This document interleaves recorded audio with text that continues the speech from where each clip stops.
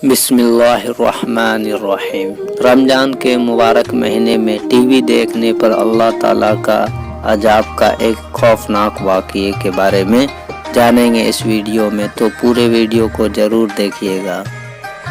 रमज़ान का मुक़द्दस महीना था। एक माँ और एक बेटी एक घर में रहती थी।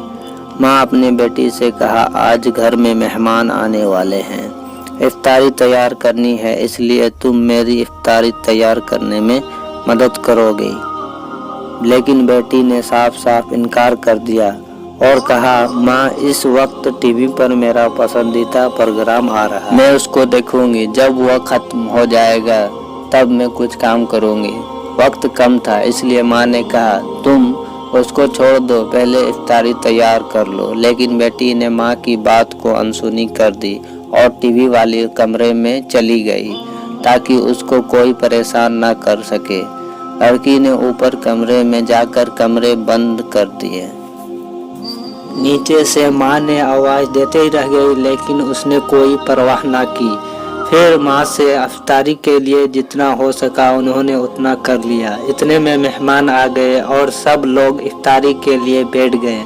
माँ ने लड़की को फिर से आवाज़ दी ताकि वह भी नीचे आकर इफ्तारी कर ले, लेकिन कमरे से कोई आवाज़ नहीं आई। तो उसको घबराहट हुई और ऊपर जाकर दरवाजे पर आवाज़ दी, मगर अंदर से टीवी को उठाए उसके लाश को नीचे लाया गया और गुस्ल दिया गया और कफन पहनाया गया। और जब उसके जनाजे को उठाने लगे तो उसके चार पाए ऐसा हो गया जैसे उस पर पहाड़ रख दिया गया है। लेकिन जब टीवी को उठाया तो उसके लाश भी आसानी से उड़ गई। आखिरकार टीवी जनाजे के आगे आगे चलता तो उसके जनाजा घर से बाहर निकला। अब इसी हालत में टीवी के साथ ही उसकी जनाजे की नमाज पढ़ी गई और कब्रिस्तान ले जाया गया। कब्रिस्तान में ले जाने के बाद मैयत को कब्र में उतारा और कब्र को बंद करके और उसको अच्छी तरह से ठीक करके जब लोग घर में वापस आने लगे तो लोगों ने कहा, अब टीवी को भी वापस ले चलो। लेकिन जब टीवी को वापस ले जाने लगा तो उस लड़की का लाश कब्र से बाहर आ गई। अल्लाहु अकबर, कितना खौफनाक मंजर हुआ होगा।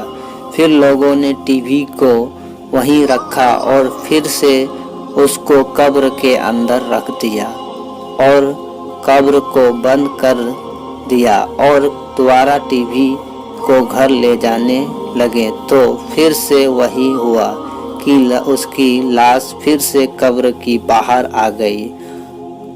अब लोगों ने कहा कि उसको टीवी के साथ ही दफन कर दो। आखिरकार उसको टीवी के साथ दफन कर दिया गया।